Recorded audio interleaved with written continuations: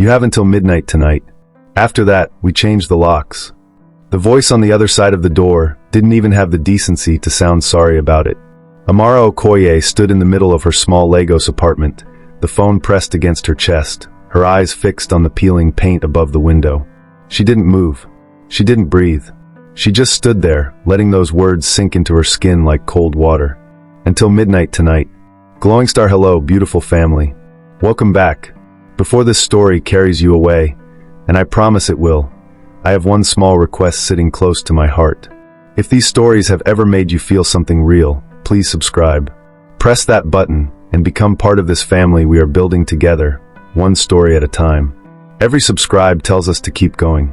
Every comment reminds us we are not alone.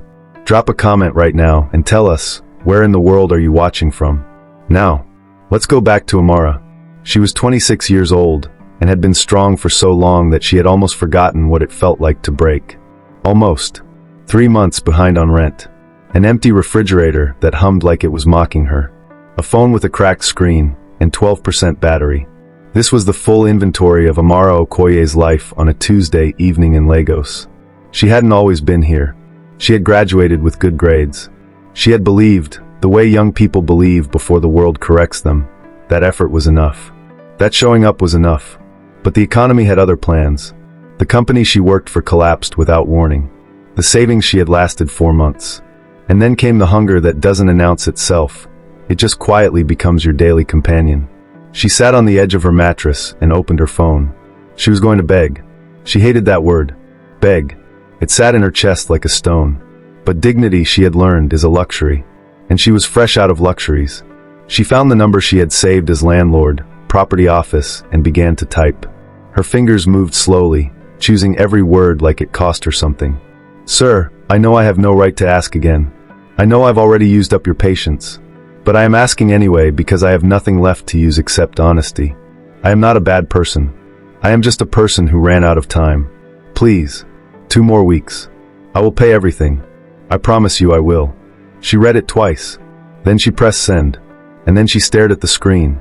And then her stomach dropped. The number she had sent that message to was not saved as landlord property office. It was saved as Ethan, Summit contact.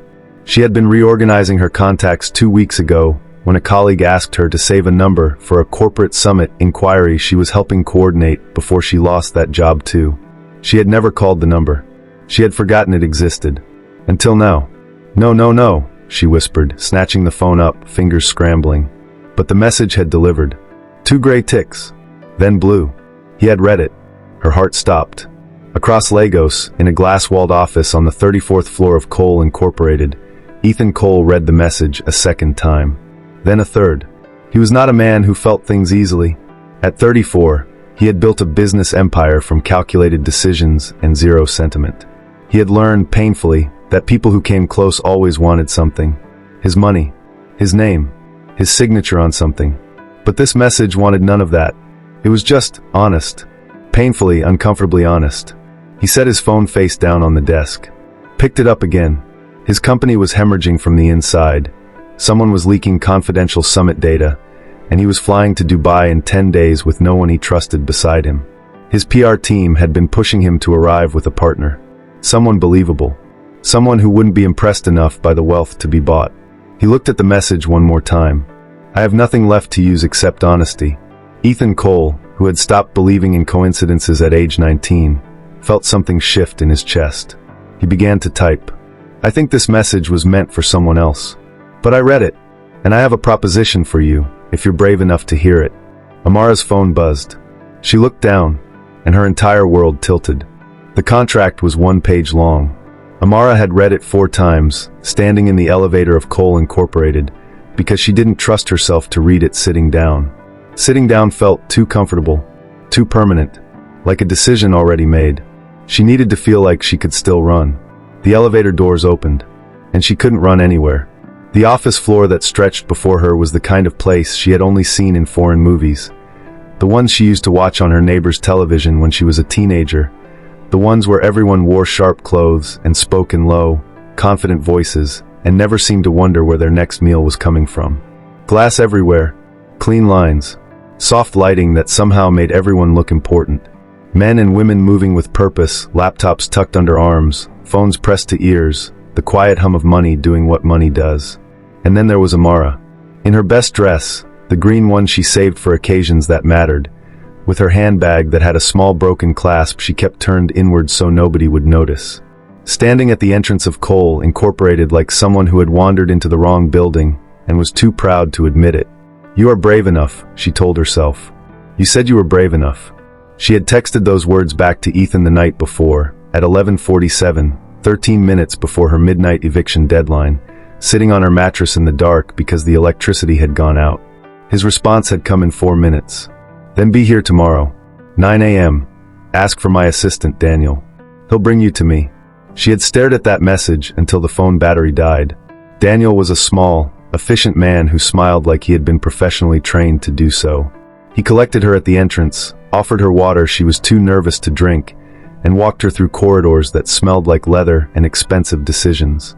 Ethan Cole was standing at his window when she entered. He didn't turn immediately. People with power, Amara had noticed, never turned immediately. They made you wait just long enough to remind you of the distance between you. When he did turn, she understood why people feared him. Not because he was cruel looking. He wasn't. He was tall, composed, with the kind of face that had stopped being readable a long time ago. Dark eyes that assessed everything without advertising what they found. He looked at her the way a man looks at a problem he is quietly deciding whether to solve. "You're younger than I expected," he said. "You're exactly what I expected," she replied. Something moved behind his eyes. Not offense. Something closer to interest. "Sit down, Miss Okoye." She sat. She did not fidget. She had promised herself she would not fidget. He slid a document across the desk. Clean. Formal. Terrifying. 3 weeks, he said. Dubai Summit. You attend as my fiancé. You speak when spoken to at public events. You follow basic briefings my team will prepare. And you behave as though you belong in every room we enter. He paused. Can you do that? Amara looked at the document, at the number printed at the bottom. She had never seen that many zeros with her name attached to them. What if I make a mistake? She asked. You'll be coached. What if people don't believe us? They will. People believe what they want to believe, especially about men like me. She looked up at him. And what do men like you want? The room was quiet for a moment. Right now, he said. Someone real. Everyone around me has an agenda. You just wanted 2 more weeks. He leaned back slightly. That's the most honest thing that's landed on my desk in months. Amara picked up the pen. She thought about her empty refrigerator, her midnight deadline, the peeling paint above her window. She signed.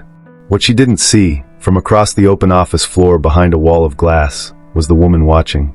Sabrina Vale, head of corporate strategy, Ethan's longest-standing confidant, and the woman who had decided, a long time ago, that she was the only person who truly belonged in Ethan Cole's world. She watched Amara sign that document with a smile, so still it was almost peaceful. The kind of peaceful that comes just before something breaks. If you haven't subscribed yet, I'd love for you to join this family. These stories are more than entertainment. They carry hope for women and children who need to know that their story isn't over. Subscribe, and let us keep building that hope together. And tell us in the comments, where in the world are you watching from? The private jet smelled like leather and altitude. Amara sat in a cream-colored seat that was softer than any bed she had ever slept in. Holding a glass of sparkling water, she was afraid to drink too fast because she didn't know if it was the kind of water you sipped slowly to seem sophisticated or the kind you just drank like a normal human being. She chose slowly. Outside the oval window, Lagos shrank beneath her. The roads she had walked hungry. The neighborhood where she had sat in the dark counting what she couldn't afford. All of it shrinking, getting smaller, until it was just light and then nothing. She exhaled for what felt like the first time in months. You're gripping that glass like it owes you money, Ethan said from across the aisle, not looking up from his laptop. Amara loosened her fingers. I'm fine. You've said that 4 times since we boarded. Because you keep looking at me like I might break something. He closed the laptop slowly, looked at her. I'm looking at you because in 11 hours, you'll be standing in front of some of the most powerful people on this continent. And right now you look like you're trying to survive a turbulence that hasn't started yet. Maybe I'm practicing. Something shifted in his expression. Not quite a smile, but close. Good, he said quietly. Practice. Dubai hit her like a held breath finally released. The hotel was not a building. It was a statement, glass and gold reaching toward a sky so blue it looked painted. A lobby that echoed with the soft sound of fountain water and the quiet shuffle of people who had never once worried about midnight deadlines. They're sweet, a word that still felt strange in her mouth, had floor-to-ceiling windows that looked out over the Arabian Gulf. The water caught the evening light and threw it back in pieces. Amara stood at the glass for a long time. "The briefing starts in an hour," Ethan said from behind her. "I know. You should review the guest list." "I will." Silence. "Amara." She turned. He was watching her with that expression again, the unreadable one. But something underneath it had shifted slightly, the way furniture shifts when a house settles. "You don't have to pretend to be comfortable," he said. "You just have to pretend to be mine." She held his gaze. "What's the difference?" He didn't answer. The dinner was held in a ballroom that had no business being as beautiful as it was. Chandeliers like frozen waterfalls, tables dressed in white and gold. 200 of the world's most important people eating food Amara couldn't pronounce, laughing at jokes she was only half following, watching everything and everyone with the particular attention of people who never fully switched off. Ethan was different here. Sharper, more contained. He moved through conversations like a man who knew exactly how much of himself to give and when to pull back. Amara stayed close, smiling at the right moments, squeezing his arm when introductions were made, playing her role with a precision that surprised even her. Until the third hour, until the champagne she had accepted twice to calm her nerves began to hum softly behind her eyes. A business partner said something that Ethan deflected with a rare dry joke. Amara laughed, really laughed, the kind that comes from your stomach, and turned to say something back. Her heel caught the edge of the polished floor. The world tilted. Ethan moved before she finished falling. His arm caught her waist. Her hand grabbed his collar. They collided, chest to chest, her face inches from his breath warm against her forehead. The room continued around them. Nobody noticed. But they had stopped. His hand tightened at her waist. Her fingers still gripped his collar. And for one suspended, terrifying, weightless moment, neither of them moved. Their lips brushed. Barely. Accidentally. Like a question neither of them had meant to ask out loud. They pulled apart. Amara's heart was a drumbeat in her ears. "That wasn't part of the contract," she whispered. Ethan looked at her. Something in his eyes had come undone. "No," he said, quieter than she had ever heard him. "It wasn't." The chandeliers blurred softly above her. And everything, every careful, contractual, sensible thing they had built between them, began quietly and irrevocably to fall apart. If you haven't joined our family yet, today is the day. Subscribe and walk this journey with us. These stories exist to remind every woman who has ever felt invisible that her story matters. That she matters. Subscribe, share, and let us know in the comments, where in the world are you watching from? Lagos received them the way Lagos always does. Loud. Hot. Unapologetic.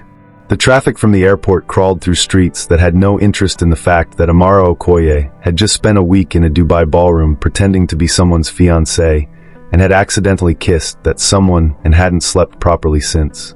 She sat in the back of Ethan's car, watching the city blur past the window, and told herself what she had been telling herself for 11 hours on the flight home. It was an accident. It meant nothing. You are still the girl from the small apartment. You're still under contract. Nothing has changed. She repeated it like a prayer. It didn't work like one. Ethan sat on the other side of the back seat. 2 feet of leather between them. It might as well have been ocean. He hadn't brought up the kiss. Not on the night it happened. Not the following morning over a breakfast neither of them ate properly. Not during the remaining summit dinners where they had continued performing perfectly for an audience that had no idea the performers had lost the script. He was good at silence. Amara was learning that about him. Ethan Cole used silence the way other men used words, deliberately, strategically, to control the temperature of a room. But this silence was different. This one had weight. Back at Cole Incorporated, the distance between them became the official arrangement. Amara returned to her temporary role, a cover position in the administrative wing that Daniel managed, close enough to be convincing, far enough to be professional. She answered emails. She attended briefings. She smiled at the right people. And she avoided the 34th floor. Ethan buried himself in work the way drowning men grab at anything solid. Back-to-back meetings. International calls that stretched past midnight. Documents that didn't need his personal attention, but received it anyway. His assistant Daniel noticed. Sabrina Vale noticed more. She had been quiet since Dubai. Too quiet. Amara had learned to read the temperature of a room quickly. Survival had taught her that, and Sabrina's temperature had been dropping steadily since the moment they landed. The woman moved through the office with the calm precision of someone who had already decided what she was going to do and was simply waiting for the right moment. That moment came on a Wednesday. Amara was in the records room, cross-referencing summit documents as part of her cover duties, when she found something that didn't belong. A folder, misfiled deliberately. She could tell by the placement, too careful to be accidental. Inside were copies of internal communications, confidential projections, summit strategy documents that should never have left the 34th floor. Her chest tightened. She knew what she was looking at. This was the leak Ethan had been trying to find for weeks. The source of the data breach that had been quietly threatening Cole Incorporated from the inside. And the access trail on the documents, the digital fingerprints of who had pulled them, led in one direction. Sabrina Vale. She went to Ethan's office. He looked up from his desk when she entered, something flickering in his expression before he contained it. She placed the folder on his desk without a word. He opened it. Read. His jaw tightened. Where did you find this? Records room. Third shelf. Behind the quarterly audits. He looked up at her. She wanted it found. I know. She wanted me to find it. So you'd think I planted it. Amara held his gaze. But I'm bringing it to you anyway. Because it's the truth.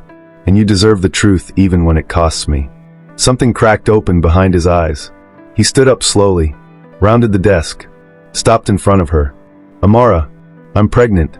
The words came out before she had planned them to. Before she was ready. Before she had rehearsed the careful, composed version she had been preparing for 3 days, since the test confirmed what her body had already been quietly telling her. Just like that, standing in his office, folder between them, Dubai still unspoken. I'm pregnant. The silence that followed was the loudest thing she had ever heard. Ethan didn't move. And then, slowly, something she had never seen on his face before began to surface. Not anger. Not panic. Something rawer than both. Sit down, he said softly. Please. She sat. And this time it felt permanent. He told her things he had never said out loud. That the company, the empire, the carefully constructed life, he had built all of it to fill a space inside him that it never quite reached. That the people closest to him had always wanted pieces of what he owned, never pieces of who he was. That he had stopped expecting to feel genuinely seen by anyone. And then a desperate, honest message had landed on his phone by mistake. And nothing had been the same since. The kiss wasn't a mistake, he said, his voice low and certain. Dubai wasn't a mistake. And whatever is happening right now, his eyes dropped briefly, then returned to hers. I don't want to manage it from a distance. Amara felt the tears before she could stop them. I'm scared, she whispered. Not of the baby. Of this. Of being in your world and never truly belonging to it. Of being the girl you chose during a contract and spending the rest of my life wondering if you would have chosen me otherwise. Ethan leaned forward, his elbows on his knees, his face close to hers. I read your message 17 times, he said quietly. Before I responded. 17 times. Because something in it felt like the first real thing I had encountered in years. He paused. I didn't respond because of a contract, Amara. I responded because I didn't want to lose something I hadn't even found yet. She pressed her lips together, looked at the window, looked back at him. I need to think, she whispered. He nodded, gave her space, didn't chase. But as she walked to the door, his voice followed her. Don't disappear. She stopped, didn't turn. I'll try, she said. And she walked out. That night, alone in her apartment, paid up now, clean, small but hers, Amara sat on the edge of her bed and pressed her hand flat against her stomach. The same mattress, the same peeling paint above the window. But everything else had changed. She thought about Ethan's face when she told him. The way the carefully constructed distance had collapsed in an instant.